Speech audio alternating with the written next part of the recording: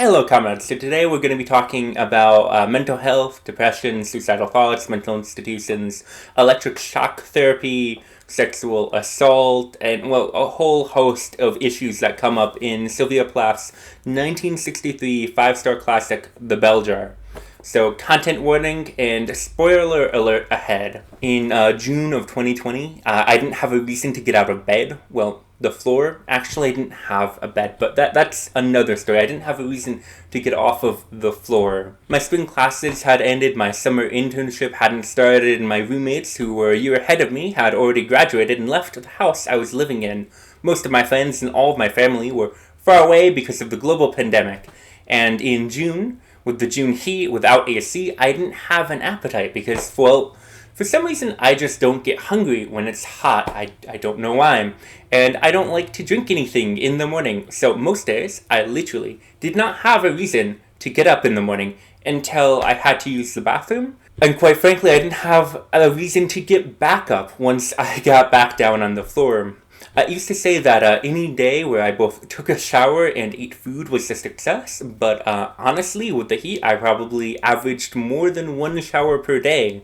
But there were many days where I didn't eat because I wasn't hungry or simply didn't want to cook or walk a mile to the grocery store and carry my groceries back. And so I never really experienced anything like what Sylvia Plath describes here in The Bell Jar. I never thought about killing myself. I did think about just like not living, though. I remember there's a Philip K. Dick story about it's like a contagious disease or belief that causes all the people to think that they are plants and they don't move, they don't eat, they don't drink, they just photosynthesize and just think they're plants. And I remember on the floor I used to think about that, just being a plant until everything was over.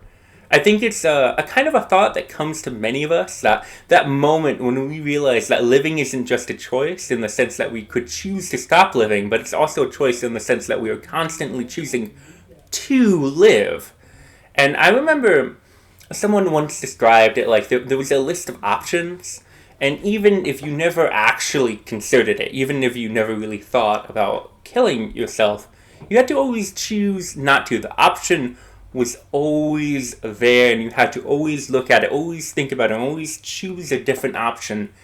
And I think that's true, but it also ignores the fact that if you choose nothing, if you don't choose life, you choose death.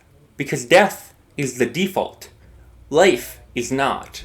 The first time I read The Bell Jar, when I was like a 15-year-old boy, I didn't connect with it.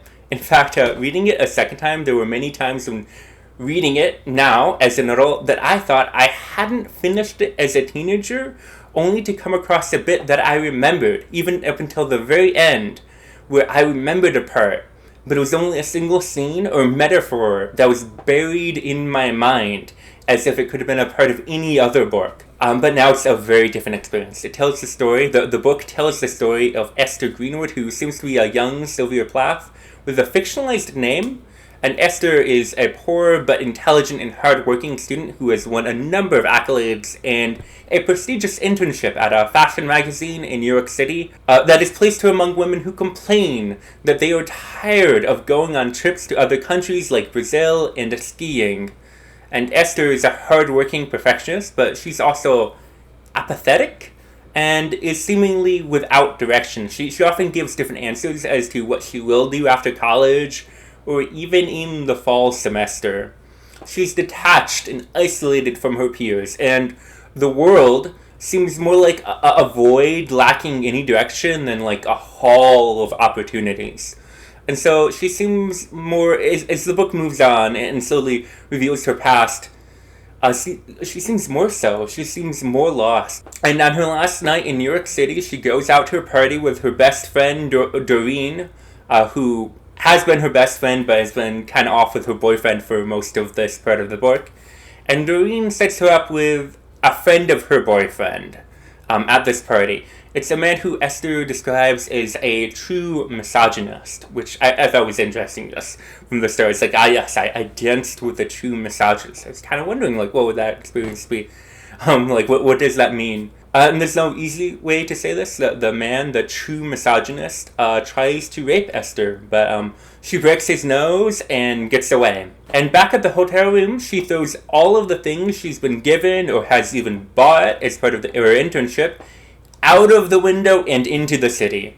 And upon returning home, she learns that she did not get into the summer writing course she had hoped for. So at this point, Esther has nothing to live for. She's become unable to write. She can't concentrate enough to eat. She can't even sleep. This is what she calls the bell jar. It is a glass encasing that separates her from everything. Her passion, her joy, her loved ones. It lets her see these things over here in the bell jar, but it doesn't let her touch them. It doesn't let her be a part of them. She can see the world, but she can't be a part of this world. It's anhedonia, it's life without pleasure. And so she goes to a psychiatrist who doesn't seem to take her very seriously on her first appointment. A week later, when she hasn't magically improved for some reason, he's like, "Whoa, you haven't improved? What's up with you?" And he recommends electric shock therapy, an experience that was terrible. Esther decides not to continue with her psychiatrist. She talks early in the book. It actually begins with the book begins with her talking about how the Rosenbergs are being electrocuted, and how this idea of being electrocuted makes her want to vomit. And so when she tells her mother that she wants to quit, her mother is really happy. And so after she tells this to her mother that she wants to quit, her mom says to her, "Esther, I knew you'd decide to be alright again." But mental health is not a decision, and nothing changes. Esther is trapped in the bell jar. She doesn't say why. She doesn't describe any urge to kill herself. She simply describes the actions. But I can't help but think of Antigone, who's trapped in a cave. She was given enough food and water to live for some time, and was also given the means to kill herself. When they later tried to save her, they found that it was too late, that she'd already done it. And I think, as awful as it is, we can understand why Antigone did what she did. When there's no hope for salvation, when there is only the slow, dark, silent death of starvation ahead of you, why would you want to live a life without the hope of pleasure? I have to imagine that trapped under the bell jar, these were the kinds of questions that pushed Sylvia Plath, or Esther Greenwood, to do it, to try to kill herself. She tries multiple times in different ways until she's hospitalized. She's placed in an institution where she's given insulin to force her into comas, as was a common practice at the time, and she's eventually given electric shock therapy again, but it's different this time. She describes it as a deep sleep, and that when she wakes up, the bell jar is raised. She can breathe the air. It's above her head. And this is effectively the closest thing we have to recovery in the book. But the book, it doesn't end there. It ends when her friend from the institution does kill herself. And Esther describes the bell jar above her head, but she isn't free from it. It can descend at any point. She could fall into the same depression at any point in the future, and we know this. And generally, I try not to look at the circumstances of an author's life when I read a book. It's perfectly reasonable if that's something you do. I prefer not to.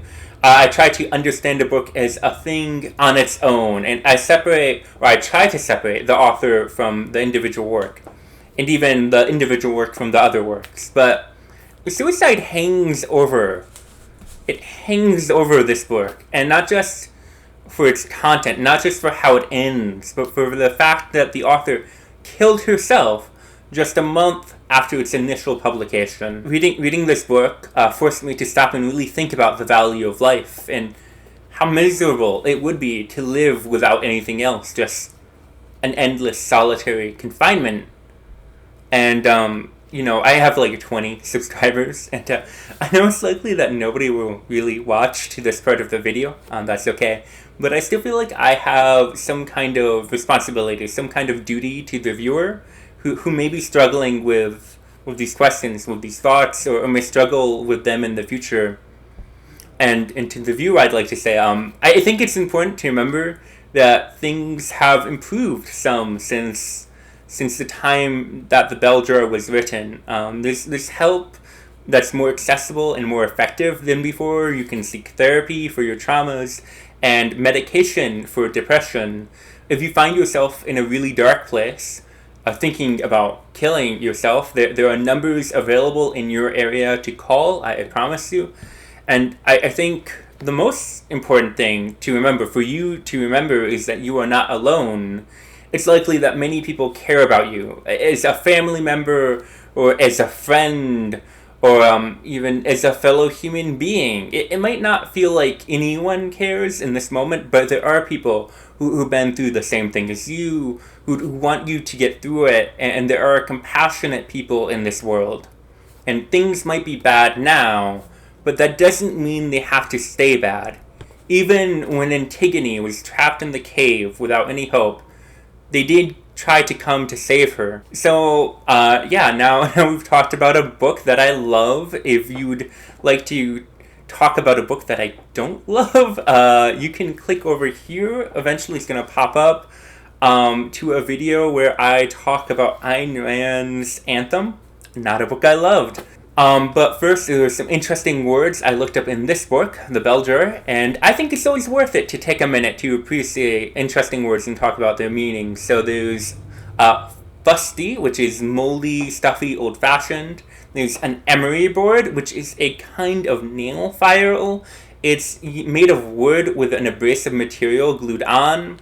There's shantung, which is a kind of heavy silk fabric.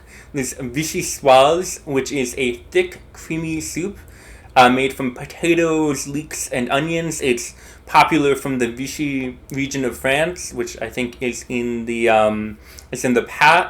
south. There's wan, which means pale. There's gardenia, which is a shrub with white flowers. There's herringbone, which is a kind of like a zigzag pattern. It's interesting. You should look it up. Actually, I'll put in a photo here.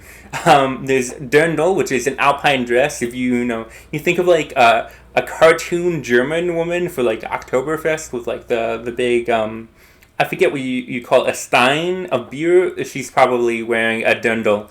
There's a clapboard, which is a kind of board they use for the siding of houses.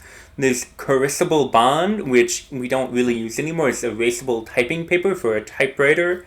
The sallow, which means yellow of skin. I think it's like when you're sick, so like when you're jaundiced, you have like sallow skin. And finally, there's gymkhana, which is some kind of equestrian competition. I didn't learn the details, but you can look it up. It's spelled Gymkhana. And well, good night, good day, and good potato.